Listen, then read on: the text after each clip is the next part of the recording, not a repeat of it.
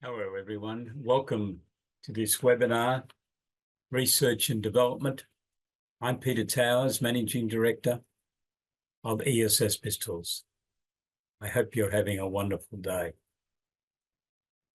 Today, we're going to look at research and development and what are the opportunities for accountants, bookkeepers, and business advisors to get involved in advising clients on this very significant component of small, medium-sized business operations in Australia.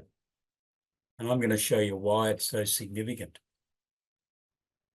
AusIndustry each year give the federal government's Treasury Department an indication as to what various government programs might cost the government. The report that was submitted for research and development expenditure by SMEs, and that's for companies with turnovers under $20 million for 2022-23, which is the last set of figures that we can find, estimated that the total cost, the expenditure that was going to be incurred by SME companies was $5.83 billion. $5.83 billion. That's a lot of money incurred by SMEs. I've also read a report, but I couldn't find it again for today, but it was written by the Small Business Ombudsman discussing R&D expenditure for the year before, which indicated that 72% of the expenditure allocated in this under $20 million component of sales was for very small SMEs. So this is indicating to me that there is a sizable amount of work being done by SMEs and a significant amount of it at the very small group of businesses. The cost to the government from this program is 43% because that is the rebate that is paid on legitimate research and development for companies with turnovers under $20 million. So that equates to $2.5 billion. And that's what Treasury was interested in finding out. Because if the company is trading at a loss, they can indicate in their income tax return that they'd like that money that was the equivalent of the tax rebate, the 43%, refunded to them. And in fact, the tax office does that in about 30 days after the tax return is lodged, as long as all the information's supplied. So obviously Treasury needs to know what this is going to cost. So let's look at those figures again. $5.83 billion being spent by what the government considers to be SMEs under $20 million in turnover. Some observation by the Small Business Ombudsman that they think 70 to 72% of that expenditure is being undertaken by very small SMEs. The cost estimate to the government for that year was estimated at $2.5 billion, which is the 43%. Whichever way we like to look at it, these are big figures. So there are widespread R&D activities being conducted in Australia by SMEs. But you know what? I talk to a lot of accountants every year and I run through with them what services they're providing. I get excited when someone tells me they're offering services on research and development. I did find that late last year and I was very excited because in most instances, no one ever tells me they offer research and development advice. Why not? Because these firms are the hardcore SMEs that the vast majority of small and medium-sized accountancy firms in Australia are trying to service. I think there's some misconceptions about the R&D process. I've had accountants tell me, oh, no, you've got to be an engineer or a a scientist to advise someone on R&D. That's not right. Sure, they need some expert input, but that's not coming from you as the accountant. It's coming from consultants who they have to hire, and that's part of the R&D process, whether they're university academics or specialised consultants or other people in the business community. They're the experts that tell them whether a process will work, not you. I think your role is primarily best described as being an internal auditor, because there's a lot of paperwork involved in the R&D process. But I never hear people saying to me, oh, there's too much paperwork. I suspect that's because there hasn't been enough investigation to understand what the process is. So we have developed a full system that you can offer in compartments if you wish. So we have a package which will just enable you to answer the basic questions from the clients, and I'm going to show you that in a moment.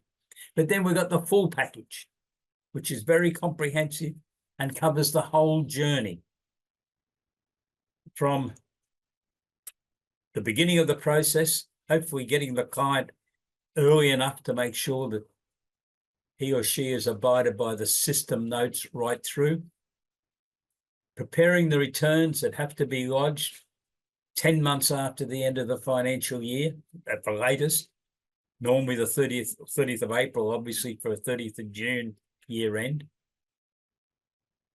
with Oz Industry, who have experts there who go through the detailed records that your client has to provide, that I envisage you are helping prepare and coordinating. That's part of the internal audit role, that I'm calling it.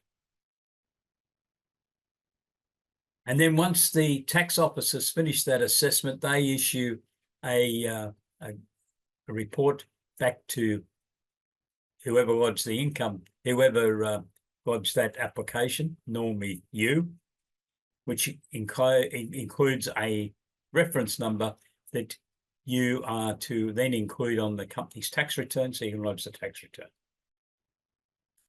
Now, there's a lot of reasons why you should be doing that work earlier in the year than leaving it to the deadline of 30th of April, because the process time is very slow with Oz Industry at that time of the year, because they get inundated with people all around Australia sending them in the returns of the work that's been undertaken, the summaries. And if your client is seeking to get a refund, which would be equivalent to 43% of the R&D expenditure, subject to the tax losses exceeding that amount, they normally want it very promptly. In fact, I've known of people to be making inquiries of their accountants around now. We're only on the 4th of July, or most definitely by now, 5th of July, to make sure that all their information's ready to be lodged, because the quicker it gets lodged with Oz Industry, the quicker the tax return can be completed, and then obviously the quicker that they will get money back into their bank accounts. And a lot of these people are relying on that refund of their R&D rebate amount, subject to the company's tax losses being equal to or exceeding that amount. Getting back to your role again, I see it that you will be briefing your client on what this whole process is about. We have got an enormous amount of material that you can badge and send to your clients to get them operating the system efficiently. It's your client's responsibility to record details of the work that's being conducted, the experiments that are being conducted, the results of those experiments. It's not your role to prepare that. You won't be there. You won't know what goes on, but it's the client's. But the internal auditor type hat, I think, fits, because you need to make sure that they have completed those documents. And I think it's a good idea on a major project that there are regular reviews, preferably monthly. Because some of these R&D projects can cost a lot of money. I worked on one that was costing over $4 million. And most definitely monthly is a great time to make sure all the systems are working. That's the internal audit type role, to make sure this is happening. And why this is so important is this is the start of the innovation journey for many of these businesses. Not all, because some will find that their idea was a complete dud. It didn't work. Or they might find out as they get started on the process that someone else has already published or registered intellectual property to do with what they were proposing to do. So there is a fall off. There has to be in this type of activity. But some of them will want to go on.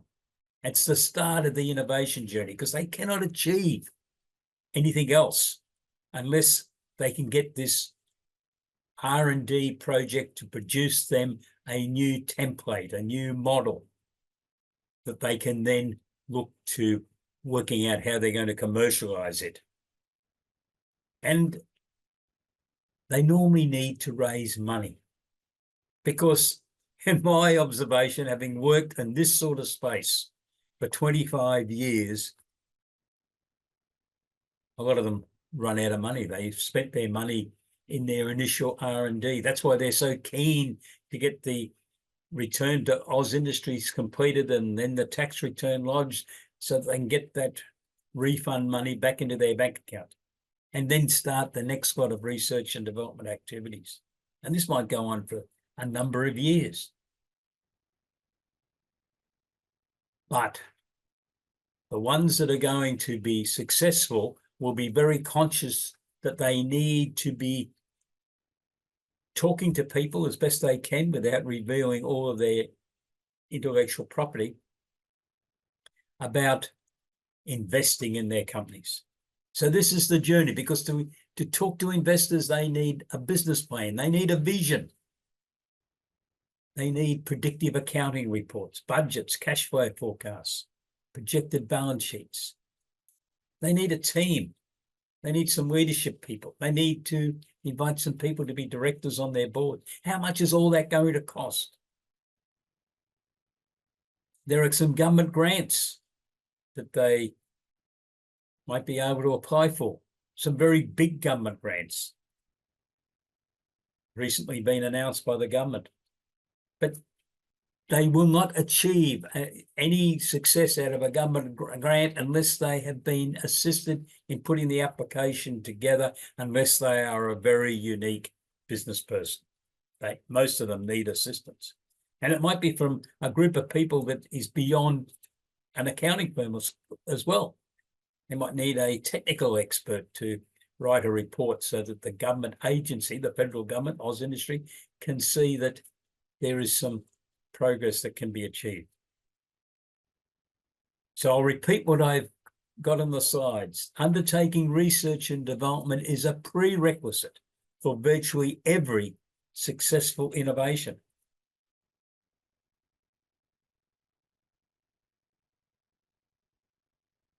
So I've already talked about some of this. Let's look at it. SMEs who are keen to complete the innovation journey will require some, if not all, of these matters. The first item anyhow.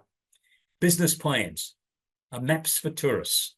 They must have a business plan. And it is not something that was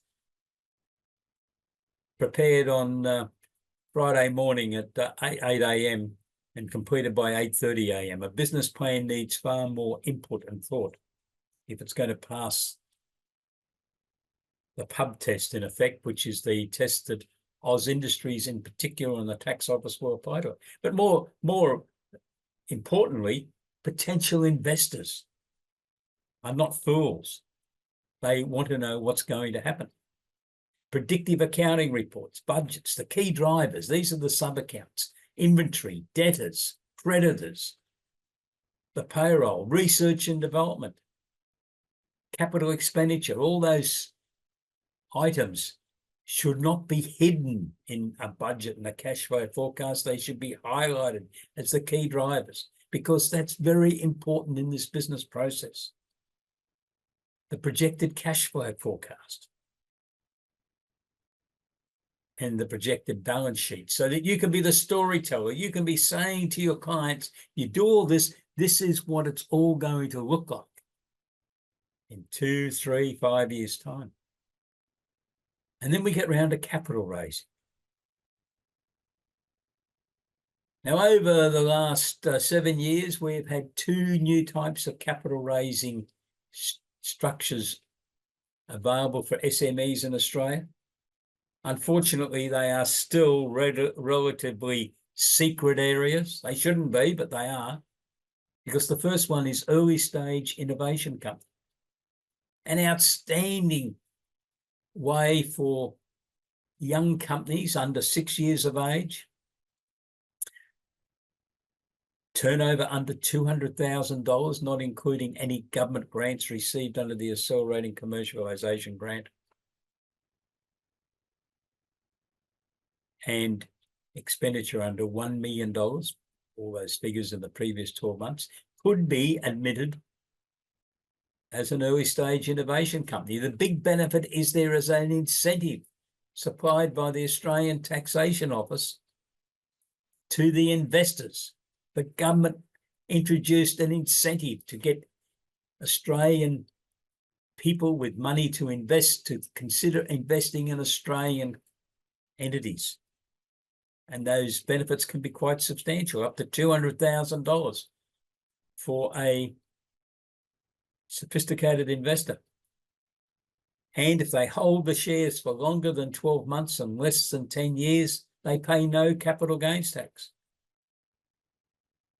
Yet a lot of accountants don't seem to know much about this. You need to know this if you're going to help your clients on the innovation journey. And we have packages on the early stage innovation company within ESS BIZTOOLS. Let's move on. Crowdsource funding, equity raising. If your client has a turnover of less than $25 million, and most of them doing R&D will in this group, they can raise capital as a crowdsource funding, equity raising. And then there's also venture capital. So there's plenty of ways. And we've got Section 708 of the Corporations Act, which we've had for over 40 years. Companies can raise up to $2 million from 20 investors in a year.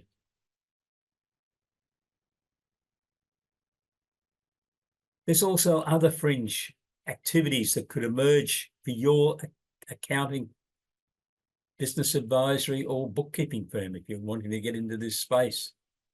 Possible virtual chief financial officer appointment, because most of these companies will not be big enough or financially established enough to employ a full-time chief financial officer, but they need that service.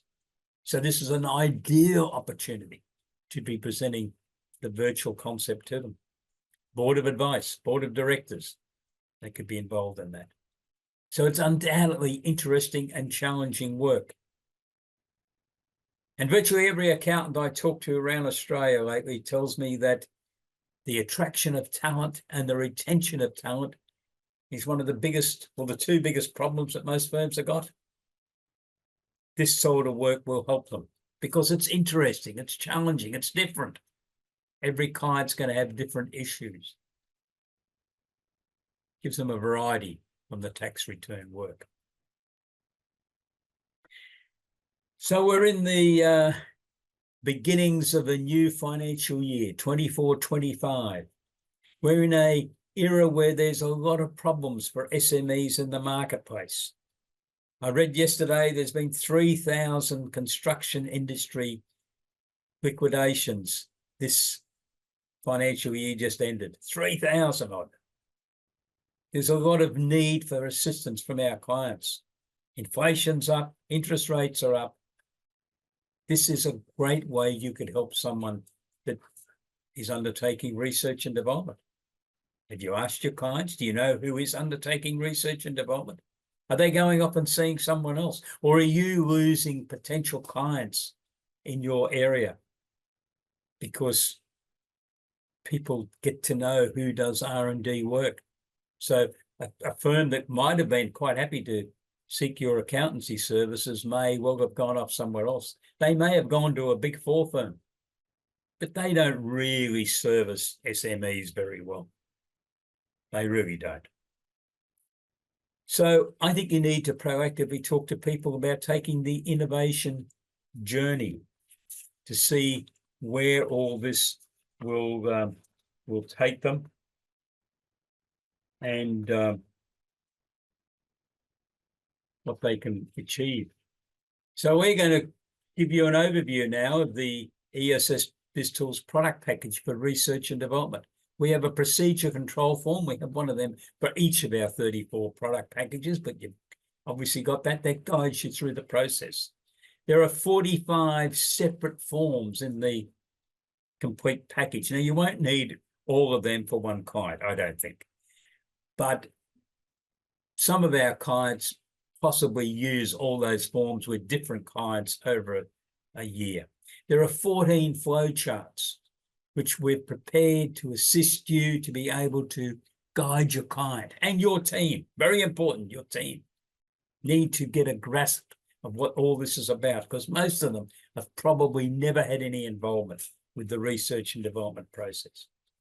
And we've got 13 separate papers on the various components of R&D. Now, if you're a subscriber to our advanced packages and our financial forecasting package, you get all of this material. If you're a subscriber to the advisory intro and to the starter package, you get the introductory to research and development. So at least you can answer questions from your clients. We will now move to the ESS BIZTOOLS website, where you can view the overall summary of the product packages within ESS BIZTOOLS. The research and development advanced product is part of the financial forecasting package. And I'm going to the index on the left-hand side, research and development. You click there, and we have the research and development product. We'll now download the content.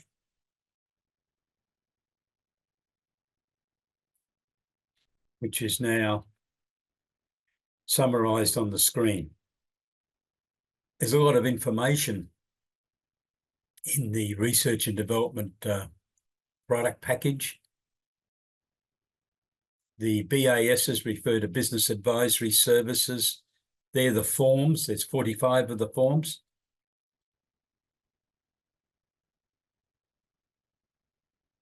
You can see there's a wide range of information covered. I don't expect that with any one client you will use all these forms. But if you're acting for over 10 clients in a year, you might need to use a significant number of these forms because of the peculiar conditions that will relate to individual clients. We then come to the flowcharts. There are 13 flowcharts in the system. These have been developed to assist you to communicate with your team members how the research and development process works, but also they were obviously prepared for you to use with your clients to give them an overview of what is involved in research and development.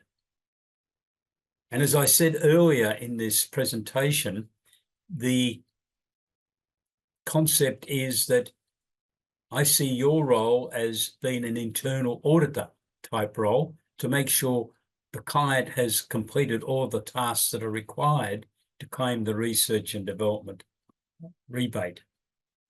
It's not your role to conduct the experiments or to undertake the prior art searches, but I see your role as coordinating all this to enable the documentation to be submitted, first of all, to Oz Industry, and then the information can be submitted that the Taxation Office requires as part of the company's income tax return. And at the end, we have the papers. There are 11 papers relating to research and development that we have prepared that you can badge and send to your clients as subscribers to give them an overview. So what we're going to do is go back to the beginning, and I'm going to show you the procedure control form. There is a procedure control form in each of the ESS BIZTOOLS product packages.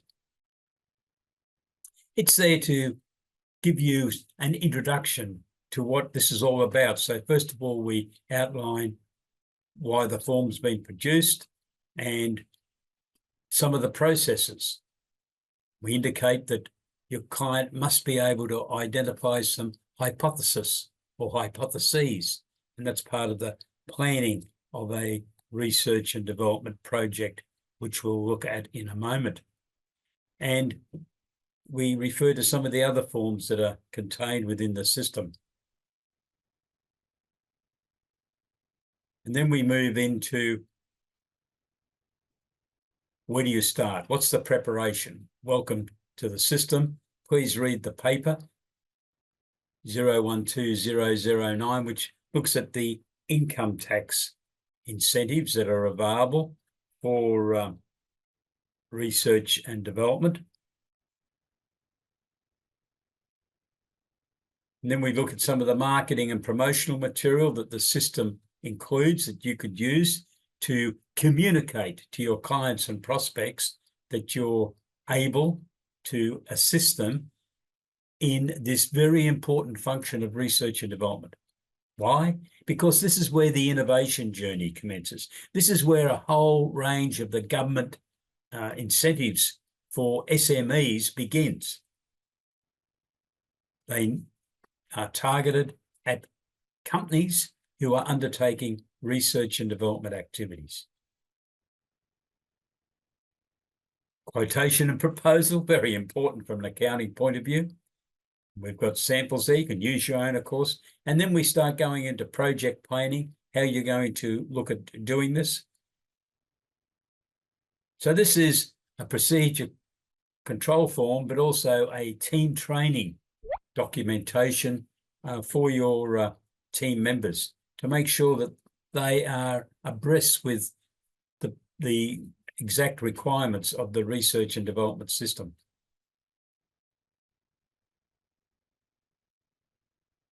So you can look at that, of course, and understand how it works. So the first one I want to bring up and show you is the BAS form, planning a research and development project. Obviously, you have to complete this, or your client has to complete this. You would sit down and go through your client. And the key thing is to identify what's the idea, what did they find? And we'll show you that when we go to the flowcharts. But this whole research and development concept starts with an idea. So what is the idea? What are the objectives of the project? Our recommendation is that each project is given a number. Who was the original small team? It's very important that there is a complete record of who has worked on this project, in case there's any challenge from Oz Industry or the tax office as to whether a legitimate research and development activity has taken place. What was the results of the preliminary investigation? It's important that the results are documented. And there's a very important point that I wish to make. You do not have to end up with successful results. The results could be a failure. But as long as your client has kept all of the records and you've assisted them in the documentation and the lodgement of the information with Oz Industry and the tax office, your client will still receive the taxation benefits from undertaking research and development. Why? Because the government clearly acknowledges that research and development is trial and error. There will be instances where a lot of activities are conducted and a lot of costs are incurred for no meaningful end result. Nothing's proven. It's a failure, but it still can be claimed. So we need to identify what prior art searches and what was the outcome of the prior art searches, etc. So that form is going to help you advise your clients on there. It's very important to have a project plan. And this is the R&D project plan that you can use. What were the objectives? What were the results of the prior art searches? What's the new knowledge intended to be produced? What has to be done to determine the outcomes could be known or identified in advance. It's very important that your client is seeking new information, new knowledge. If it's already available, the Australian government is not going to subsidise further research into activities that someone has already proven. Which professionals are you engaging? You don't have to engage professionals, or more importantly, your client doesn't have to engage other professionals. But if they do, it's very desirable that you list them. It's all part of the credibility that research and development was actually conducted. There are forms in this system for every concept that we can think of to guide you through this. The advanced finding, I mentioned in the preamble that if your client wishes, they can apply to the Australian Taxation Office and jointly Oz Industry for an advanced finding. That means that your client will get approval, which can be for a period of 3 years, that as long as they go ahead and undertake what they've outlined in the advanced finding, the tax office will approve that expenditure, and Oz Industry will review it to make sure that the work appears to have been performed in accordance with the information contained within the advanced finding. So there's a document. It's rather long, this one, because there's quite a number of questions asked relative to advanced finding. It's very important that there's a plan for the systematic progression of work.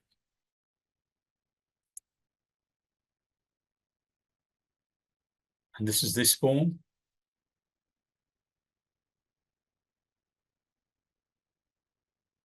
How was the work planned?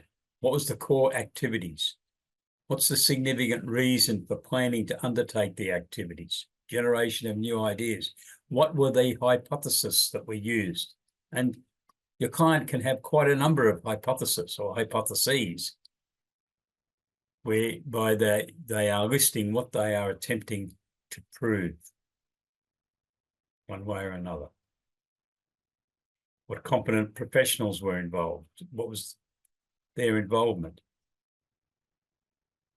Did they give an opinion? Was it in writing? Can you enclose it? This is the documentation that's all been assembled that ultimately will go to Oz Industry for their experts to review to ascertain whether they agree that work was undertaken.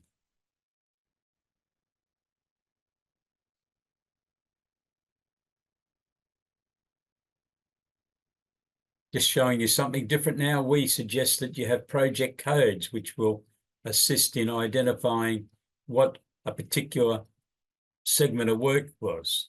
In a major project that I've worked on with a client, they had about 50 separate project codes for the work that was being conducted. It was a lot easier for their team to just write a project code number rather than to write the full description of what the project title, in fact, was. It might have been 10, 20 words. It's a lot easier to have a project code. So that's just giving you an indication that that type of forms involved in the process and it can be utilised.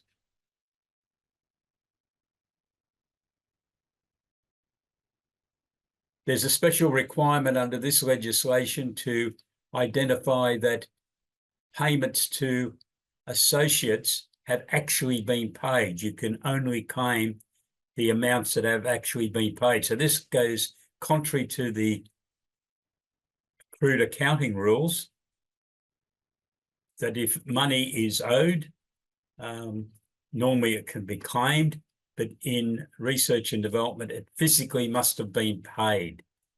And there's a reconciliation sheet that we've prepared that you can use to keep that record, because obviously if there's a carryover and you've paid that amount, or your client's paid that amount in the next year, you'll be able to claim it then.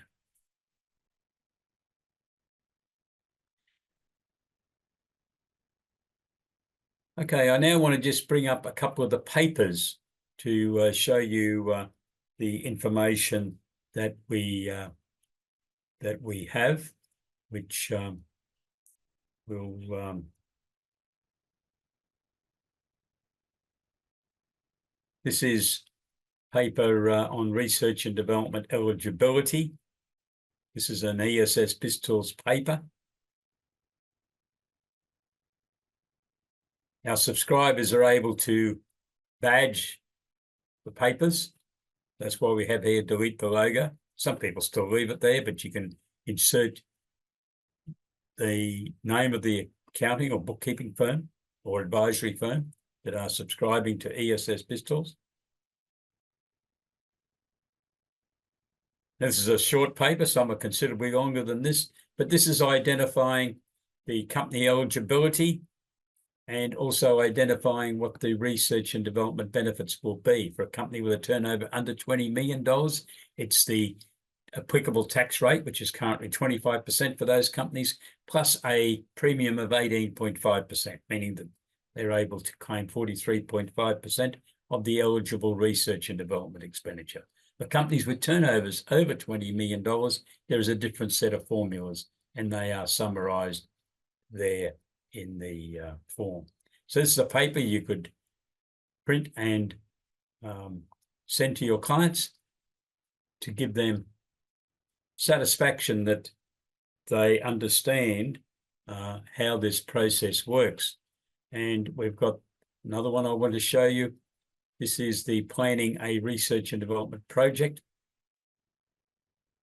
It all starts with an idea, and then we go into a project, the prior art search, that we move on from the index.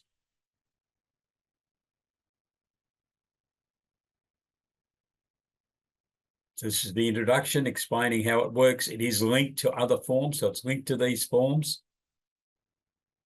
Starts with an idea, and then goes into a project, small teams, preliminary investigation, the prior art searches, which is searching to see whether someone else, somewhere else in the world, has already registered this idea, this concept. They may have a patent or they've applied for a provisional patent.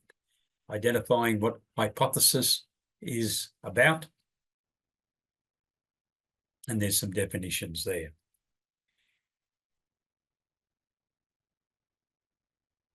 And we have another paper getting ready for research and development.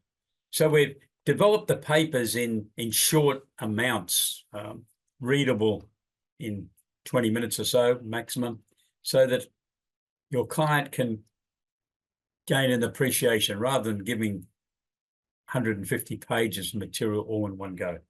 So this is getting ready for a research and development projects, what's got to be done, the team members, agreements with any contractors, confidentiality agreements, assignment of intellectual property. It's all very important. This could be a major income generator for the company, and they need to make sure that their intellectual property is being protected. Not think about it later on. It has to be done up front. And therefore, this is why we've prepared this material for you, so that you can communicate that to your clients. And if you've rebadged it with your names, your client believes that you've written this material for them. So that's the summary of some of the papers that I thought you might like to look at. Lastly, I want to go to the flowcharts, which we inserted into this program, Research and Development, because I think it makes it a lot easier for you to sit and talk to your team and to your clients to let them understanding. Now, it is all linked to some of the material I've just shown you, the papers and the VAS forms. You just click on to those reference numbers and the system will take you there, and then you can click back. But it all starts with an idea. Someone takes it to the boss, might be the foreman or the manager, and he decides to put 2 people onto it, and they do a small project. So that's the team. What's the preliminary investigation showing? What's the eligibility? That links to the paper which I just showed you, which identifies the eligibility of a project. we've got to undertake this systematic progression of work. It's a good idea to appoint a project coordinator. The search then needs to take place to see whether someone else has already registered prior art. And in the paper and in the various forms, we're identifying how your client would undertake that prior art search. An external professional could be hired, a patent attorney, for argument's sake, to conduct that search. The documentation of the results of those searches on prior art is very important, because it might be 3 or 4 years later when Oz Industry or the tax office are undertaking an audit relative to this research and development project. We need to make sure that that evidence that when your client searched that no one had registered nothing come up on this particular concept. Because by the time the tax office or Oz Industry get round to doing a audit review, someone else somewhere in the world may in fact have registered a patent for this process that your client's been undertaking. But the proof is what was there in the system when your client started to undertake this work. Not in 3 to 4 years' time, but we need that information, that supporting documentation kept. So if they're doing searches on the internet, they need to clearly date the printout from the internet and sign it and keep it. And you need to be communicating this to your clients at the very beginning. Otherwise, there can be some very unhappy people later on when in a tax audit, various items might be disallowed. So this is the types of forms that we've got in the system to guide you through, to be able to show your clients just where we are going. The last one I'm just going to refer to at this stage is, no, the second last one I mean, is the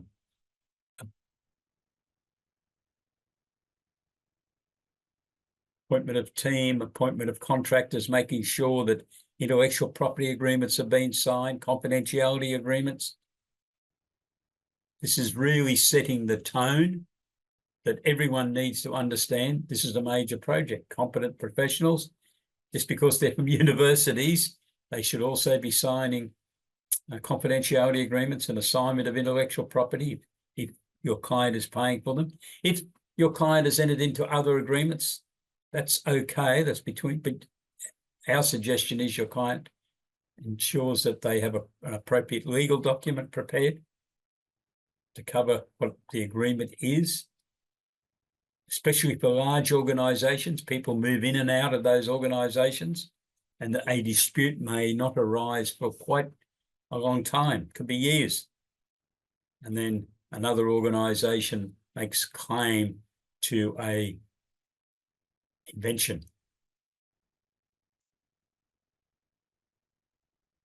So it is very important that if anyone is involved in working on the project, that this confidentiality and assignment of intellectual property process has been applied so that the documentations are kept. So there's a whole series of material there to assist you to be able to talk to your clients and take them through this process. If you have any questions, please don't hesitate to contact us. You can send me an email, peter@essbiztools.com.au. I look forward to working with you on research and development because, as I said before, this is the start of the innovation journey. There's a whole range of other activities flow on from this. If your client is successfully able to conduct a research and development project, they may then move into needing to raise some funds and some government grants. They not always have to be able to match government grants. So if they haven't got funds because they've spent it all on their research and development activities, by being able to get your guidance as to whether they are eligible to seek the status of an early stage innovation company, which will help them with investors, because the investors get an incentive benefit out of investing in a company that meets the definition of an early stage innovation company. Or they may have to go down the crowdsource funding equity raising path. There's a number of opportunities to do that. Your client will need business plans, predictive accounting reports, understanding their vision, and ultimately they will need to make sure that they are able to produce first-class accounting reports, at least monthly. And this is where the virtual chief financial officer play starts for the client and the opportunity for your firm. So R&D is very, very important, and accounting firms should embrace it, I believe, so that you are at the beginning of the innovation journey with your clients and are able to supply a whole range of services which will introduce interesting and challenging work to your team. And I believe that firms that undertake these types of processes are not having the problems that a lot of other accountancy firms tell me they're having on talent attraction and talent retention. Good luck. And if you have any questions or comments, please don't hesitate to contact me. peter@essbiztools.com.au. Thank you for being with me, and we'll talk again in the near future. Goodbye.